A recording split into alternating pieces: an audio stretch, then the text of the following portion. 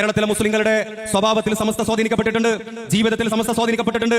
ആരാധനയിൽ മാത്രമല്ല, അവരുടെ വിദ്യാഭ്യാസത്തിൽ മാത്രമല്ല, കേരളത്തിന്റെ മുസ്ലിമാന്റെ ജീവിത സ്വഭാവങ്ങളുടെ ആകമാനം സമസ്ത കേരള ജമിയത്തുൽ ഉലമ സ്വാധീനിക്കപ്പെട്ടിട്ടുണ്ട് എന്നതാ. ഈ ഉമ്മത്ത്, കേരളീയ മുസ്ലിം ഉമ്മത്ത്, പാണക്കാട് തങ്ങൾ അല്ലെങ്കിൽ അതുപോലെയുള്ള നായകന്മാർ നേതൃത്വം പറയുമ്പോ അനുസരിക്കണമെന്നത് ഈ ഉമ്മത്തിനെ കൃത്യമായി പഠിപ്പിച്ചത് സമസ്ത കേരള ജമിയത്തുൽ ഉലമയാണ്. ആ സമസ്ത കേരള ജമിയത്തുൽ ഉലമ ഈ സയ്യിദുമാർക്ക് കൃത്യമായ പ്രതീക്ഷ കൊടുത്തു എന്നതോടൊപ്പം അവർ പറയുന്നത് അംഗീകരിക്കണമെന്നും അവരുടെ വാക്കിന് വില കൽപ്പിക്കണമെന്നും കൃത്യമായി ഈ ഉമ്മത്തിനെ ബോധ്യപ്പെടുത്തി. ഈ ഒരു അന്തരീക്ഷം മറ്റിടങ്ങളിലില്ലാത്ത വിധം ഏറ്റവും ശോഭനമായി കേരളീയ പശ്ചാത്തലത്തിൽ രൂപപ്പെട്ടത് ഒന്നാം ശരീഅത്ത് സംവാദകാലം. ആ ശരീഅത്ത് സംവാദകാലം ലോകം കണ്ട പണ്ഡിതനാണല്ലോ, വിശ്രുത പണ്ഡിതനാണല്ലോ അലിമിയാൻ അബുൽ ഹസൻ അൽ നദ്വി. അദ്ദേഹം ഇങ്ങോട്ട് വണ്ടി കയറി. എന്തേ വണ്ടി കയറാൻ കാരണം? ഇവിടത്തെ ജനതയിലെ ഒരു പ്രതീക്ഷ, ഇവിടത്തെ നേതൃത്വത്തിൽ ഒരു പ്രതീക്ഷ, ഇവിടത്തെ പണ്ഡിത സഭയിലെ പ്രതീക്ഷ. ഈ പണ്ഡിത സഭ പറയുമ്പോ അത് ഈ ജനങ്ങൾ ഉൾക്കൊള്ളും, ഈ ജനങ്ങൾ സ്വീകരിക്കുമെന്ന ഏറ്റവും വലിയ അഭിലാഷത്തോടെയാണ് അബുൽ ഹസൻ അലി നദ്വി ഇങ്ങോട്ട് വണ്ടി കയറിയതെങ്കിൽ എന്റെ പ്രിയപ്പെട്ട സഹോദരങ്ങളെ, ഇങ്ങനെ ഒരു ശോഭനമായ ഒരു സാഹചര്യം നമ്മുടെ കേരളത്തിൽ നമ്മൾ അനുഭവിക്കുന്ന, നമ്മളെ കുറിച്ച് മറ്റുള്ളവർ വാഴ്ത്തുകയോ പുകഴ്ത്തുകയോ ചെയ്യുന്ന ഏറ്റവും ശോഭനമായ, പ്രഫുല്ല സുന്ദരമായ, പ്രതാപപൂർണമായ ഈ ഒരു അവസ്ഥാവിശേഷമുണ്ടല്ലോ. രാഷ്ട്രീയ പ്രമുഖന്മാർ ഒരുപാടുണ്ടല്ലോ.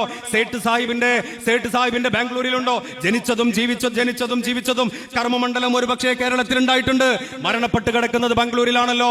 കർണാടകയിൽ പോലുമുണ്ടോ ഇവിടത്തെ പോലുള്ള ഒരു അവസ്ഥാവിശേഷം? പോവട്ടെ, ഇന്ത്യയിലെ മുസ്ലിങ്ങളെ സംബന്ധിച്ചിടത്തോളം എക്കാലവും വലിയ ആത്മാഭിമാനം പോലെ ഏറ്റവും വലിയ പ്രൗഢമായ, ഏറ്റവും വലിയ മാതൃക സൃഷ്ടിച്ച് കടന്നുപോയ മഹാനായ ഖായിദ മില്ലത്ത് മുഹമ്മദ് ഇസ്മായിൽ സാഹിബ് എന്ന വലിയ മനുഷ്യൻ ജീവിച്ചത്, വലിയ മനുഷ്യന് അദ്ദേഹത്തിന്റെ ജന്മവും ജീവിതവും തമിഴ്നാട്ടിലാണ്. തമിഴ്നാട്ടിൽ എന്തേ ഇങ്ങനൊരു അവസ്ഥാവിശേഷമില്ലല്ലോ, ഇങ്ങനൊരു സാഹചര്യമില്ലല്ലോ.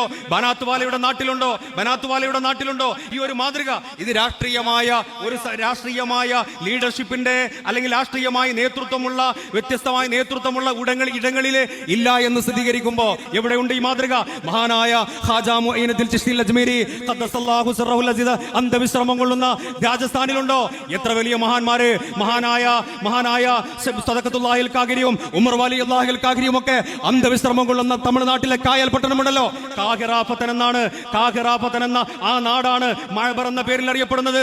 ആ നാട്ടിൽ നിന്നാണ് കൊച്ചിയിലേക്കും പൊന്നാനിയിലേക്കും ഒക്കെ മഹ്ദൂം പണ്ഡിതന്മാർ കടന്നു വന്നെന്ന് പറയുമ്പോ ആ നാട്ടിൽ പോലും ഇങ്ങനൊരു അഭിമാനകരമായ അവസ്ഥാവിശേഷം ഇല്ലാത്തത് പറയുമ്പോ ഇവിടെ എന്തുകൊണ്ട് ഉണ്ടായി എന്ന ചോദ്യം മനസ്സിലുയരുമ്പോ ഒരേ ഒരു ഉത്തരമാണ്. ആ ഒരു ഉത്തരത്തിന് കൃത്യമായി അഭിമാനകരമായ ഒരു നൂറ്റാണ്ടിന്റെ ഏറ്റവും ഹൃദ്യമായ പ്രയാണം നടന്നുകൊണ്ടിരിക്കുക. സമസ്ത കേരള ജമിയത്തുൽ ഉലമ ഒരു നൂറ്റാണ്ടിലേക്ക് അഭിമാനകരമായ പ്രയാണം നടത്തുമ്പോ പ്രിയപ്പെട്ട സഹോദരങ്ങളെ, നമ്മൾ ഇവിടെ ഇങ്ങനെ ഒരു സമ്മേളനം വെച്ചുകൂട്ടിയതിന്റെ, ഇങ്ങനെ ഒരു സമ്മേളനം നടത്തുന്നതിന്റെ പ്രധാന ലക്ഷ്യം സമസ്ത കേരള ജമിയത്തുൽ ഉലമയുടെ ആശയം ഏറ്റവും അഭിമാനകരമായി ചേർത്ത് പിടിക്കണം. സമസ്ത എന്നത് ഒരു മത സംവിധാനമാണ്. സമസ്ത എന്നത് ഒരു ജീവിതത്തിന്റെ ഭാഗമാണ്, മുസൽമാന്റെ ജീവിതത്തിന്റെ ഭാഗമാണ്. സമസ്ത എന്നത് അതൊരിക്കലും കേവലം എപ്പോഴെങ്കിലും കയറി വരുന്ന ഒരു കാര്യമല്ല.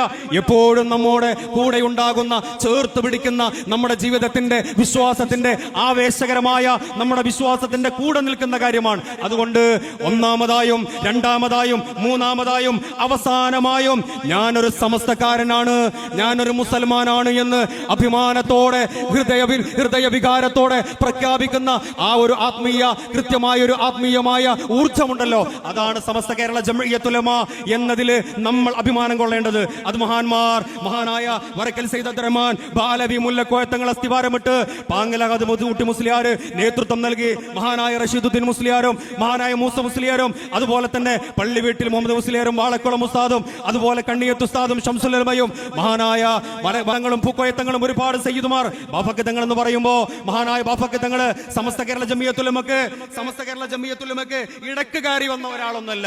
ബാഫഖ് തങ്ങൾക്ക് ജീവിതത്തിന്റെ തുടക്കം മുതൽ തന്നെ, പിച്ചവെക്കുന്ന കാലം മുതൽ തന്നെ ബാഫഖ് തങ്ങൾക്ക് സമസ്ത കൃത്യമായ പരിചയമുള്ളതാ, ഉമ്മയുടെ വീട് പോലെ. കാരണം അമ്മാവനായിരുന്നു വരക്കൽ മുല്ലക്കോയത്തങ്ങൾ. അതുകൊണ്ട് എന്റെ പ്രിയപ്പെട്ട സഹോദരങ്ങളെ, ഈ സമസ്തയെ ഏറ്റവും ആവേശകരമായി ജീവിതത്തിന്റെ ഭാഗമായി ചേർത്ത് പിടിച്ച് നമ്മുടെ നാടുകളിലേക്ക്, യൂണിറ്റുകളിലേക്ക്, നമ്മുടെ ശാഖാതലങ്ങളിലേക്ക് ഇതിന്റെ സന്ദേശം അഭിവന്ദരായ സയ്യിദുൽ ഉലമ ജിഫ്രി മുത്തുക്കോയത്തങ്ങളും അഭിവന്ദരായ ആലുകുട്ടി ഉസ്താദും നമ്മുടെ നേതാക്കന്മാർ നമുക്ക് നിർദ്ദേശം നൽകുമ്പോൾ അത് കൃത്യമായി ശിരസാവഹിച്ചുകൊണ്ട് അത് ഏറ്റെടുത്ത് എത്തിക്കേണ്ട ഏറ്റവും വലിയ ദൗത്യം നമ്മളാണ് നിർവഹിക്കേണ്ടത്.